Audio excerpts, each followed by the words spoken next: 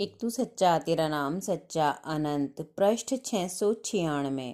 सतपुरुष बाबा फुलसंदे वाले कहते हैं, हे परमेश्वर, मनुष्य को दुख ना दे, उनका दुख तू मुझे दे दे।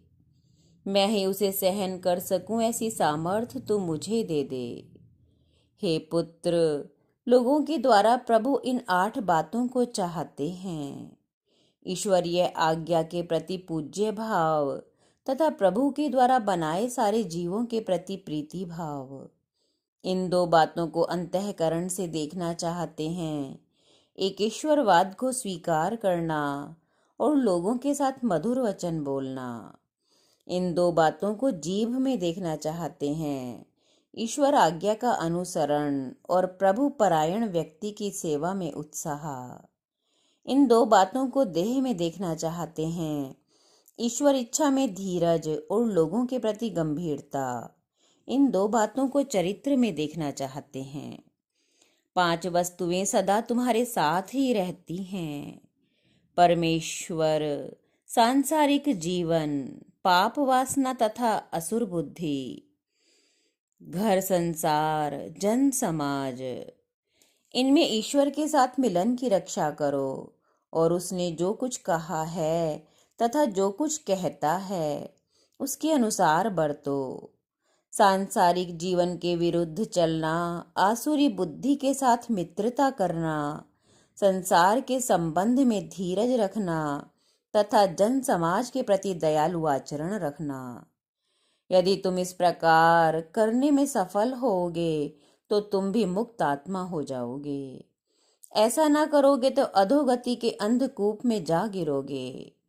दोनों मार्ग सामने हैं, चाहे जिस पर चलो। प्रभु संपत्ति को प्रभु के प्रीत्यर्थ समर्पण करना तथा उस मार्ग में समर्पण कराने के लिए प्रभु का हृदय से उपकार मानना, इसी का नाम है प्रभु के कृतज्ञ बनना। ना कि मुंह से केवल 4 शब्द कृतज्ञता के उच्चारण करना।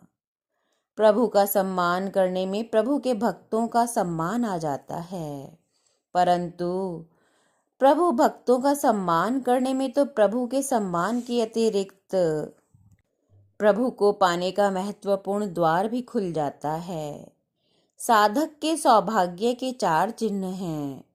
साधन का सहज समझ में आना, धर्म पालन में मेहनत न जान पड़ना, साधु जनों के प्रति स्नेहशील होना, सबके साथ सदाचरण से बरतना। जिस साधु ने अपने प्राणों को प्रभु में ही स्थापित किया है, जिस साधु का पार्थिव जीवन बदल गया है तथा जिसने ईश्वर दर्शन से अमृतत्व प्राप्त किया है, उसके सारे कार्यों में प्रेरक प्रभु, कर्ता भी ईश्वर होते हैं, क्योंकि उसने अपने पास तो तनिक भी कर्तव्य, कर्तृत्व या प्रभुत्व जैसी कोई भी वस्तु रखी नहीं। एक तू सच्चा तेरा नाम सच्चा।